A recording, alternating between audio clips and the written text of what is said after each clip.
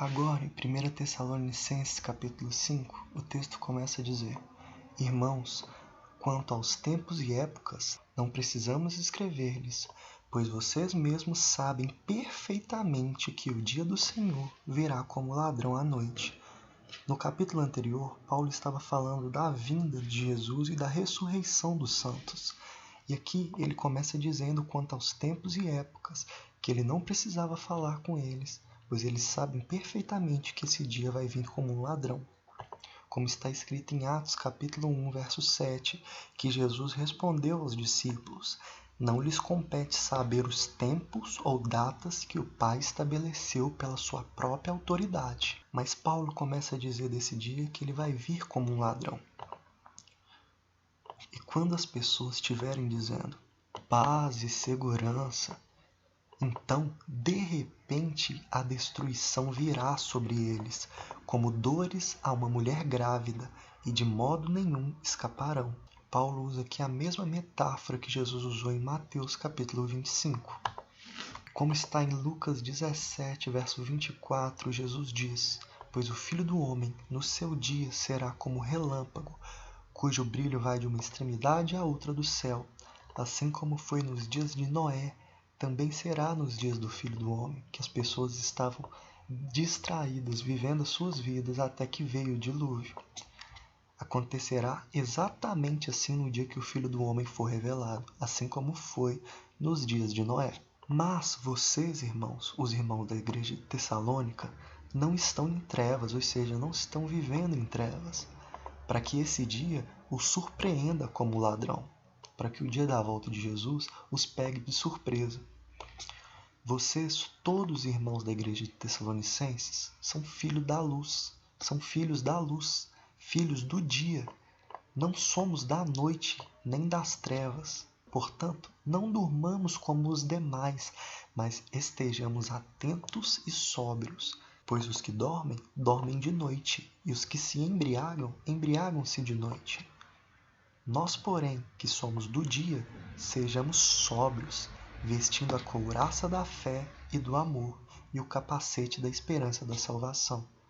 Assim como está em Efésios capítulo 6, vistam toda a armadura de Deus para ficar firmes contra a cilada do diabo. Assim, mantenham-se firmes, cingindo com o cinto da verdade, a couraça da justiça. Também diz sobre o capacete da salvação, como Paulo citou no capítulo 5 de Tessalonicenses. E agora no verso 9, Paulo diz: Porque Deus não nos destinou para a ira. Essa ira é importante entender do que se trata. Como disse João Batista em Mateus 3, verso 7, raça de víboras, dizendo aos fariseus: Raça de víboras, quem vos ensinou a fugir da ira futura? E no versículo 10 ele diz aos fariseus: Agora está posto o machado à raiz das árvores. Toda árvore, pois, que não produz bom fruto é cortada e lançada no fogo. Mas a igreja de Tessalônica não foi destinada para a ira, mas nós e eles fomos destinados para recebermos a salvação por meio do nosso Senhor Jesus Cristo. Ele morreu por nós para que, quer estejamos acordados, ou seja, vivos, quer estejamos dormindo, ou seja, já tivermos morridos, vivamos unidos a Ele. Por isso, exortem-se e edifiquem-se uns aos outros, como de fato vocês estão fazendo. Agora lhe pedimos, irmãos, que tenham consideração para com os que se esforçam no trabalho entre vocês, que os lideram no Senhor e os aconselham. Ou seja, Paulo pede a eles que eles tenham consideração com seus líderes. Tenham-nos na mais alta estima, com amor, por causa do trabalho deles. E quanto aos outros, vivam em paz uns com os outros. Exortamos vocês, irmãos, a que advirtam os ociosos, confortem os desanimados, auxiliem os fracos e sejam pacientes para com todos. Ou seja, Paulo lista irmãos que necessitavam de avisos e ajudas na igreja. Tenham cuidado para que ninguém retribua mal com mal, mas sejam sempre bondosos um para com os outros e para com todos. Como disse o apóstolo Pedro em 1 Pedro, capítulo 3, Não retribuam mal com mal, nem insulto com insulto. Pelo contrário, bendigam, pois para isso vocês foram chamados, para receberem bênção por herança.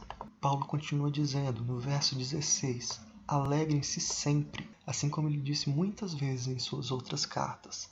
Orem continuamente, deem graças em todas as circunstâncias. Tudo o que acontecer, dê graças a Deus, pois essa é a vontade de Deus para vocês em Cristo Jesus. Não apaguem o Espírito, não apaguem o Espírito Santo.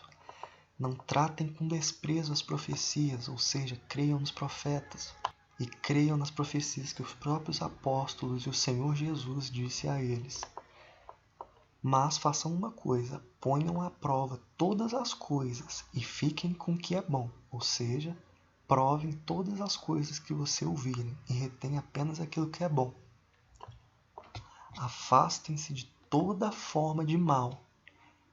E Paulo continua dizendo no verso 23, que o próprio Deus da paz os santifique inteiramente, que todo espírito, alma e corpo de vocês seja conservado irrepreensível na vinda de nosso Senhor Jesus Cristo.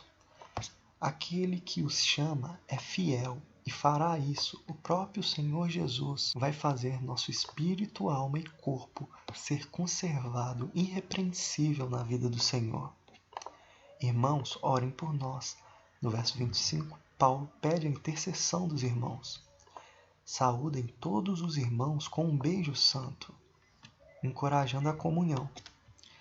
Responsabilizo-os diante do Senhor para que essa carta seja lida a todos os irmãos. Ou seja, Paulo queria que essa carta fosse lida e ele deu uma responsabilidade aos irmãos que assim eles fizessem.